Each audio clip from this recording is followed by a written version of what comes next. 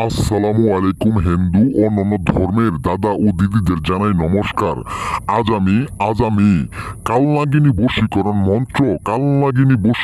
মন্ত্র নিয়ে হাজির হয়েছি। সে কালনাগিনী বশীকরণ মন্ত্র দিয়ে আপনি আপনি যে কোনো নারী সর্বনাশ করতে পারবেন, যে কোনো নারীকে আপনি আপনার পছন্দ মতে খেলাইতে পারবেন এবং কি সহবাস করতে পারবেন। শুধু 2 ঘন্টার ভিতরে সে নারী 80 হাত পানি নিচেও যদি থাকে, সে নারী আপনার সাথে অঙ্গনীলা খেলানোর জন্য, আপনার সাথে জন্মমিলন করার জন্য সে নারী বুনির কাপড় ফেলাইয়া, পাছার কাপড় ফেলাইয়া পুরো অলঙ্গ হইয়া আপনার বিছানায় আসতে বাধ্য থাকবে। এটা একটা কুফুরি, এটা একটা জাদুর মন্ত্র।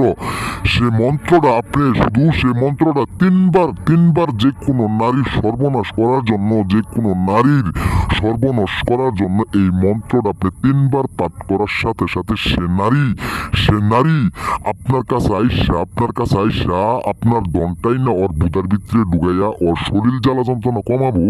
এরকম একটা নাগিন, একবারে নাগিনের বিষের মতো ওর শরীর জ্বালা যন্ত্রণায় মরে যাব।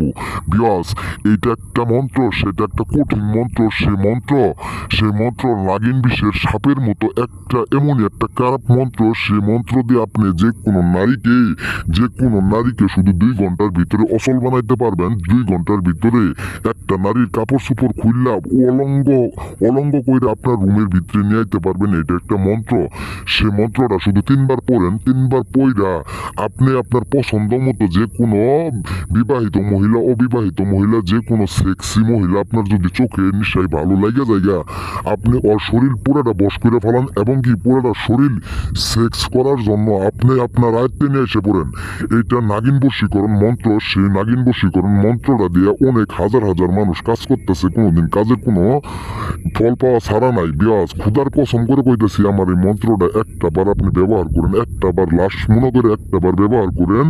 সেই মন্ত্রটা একটাবার ব্যবহার করার সাথে সাথে আপনার আপনি 2 ঘন্টার ভিতরে মনের আশা পূর্ণ হবো। সে নারী যদি কোনো ডাকার ডুবে থাকে, যে কোনো দেশে থাকে, যদি বাংলাদেশে থাকে, আপনার ফোন দেওয়ার জন্য পুরো আবেগে মাইটে যাবো এবং কি আপনার কাছে আসার জন্য পুরো শরীর জ্বালা যন্ত্রণা একবার পাগলা কুত্তা হয়ে যাবে, দেওয়ান হয়ে যাবো। বিয়াস, বেশি কিছু বললে আপনাদের মহামূল্যমান সময় আমি নষ্ট করলাম না, এই বলে আমার কথা শেষ করছি।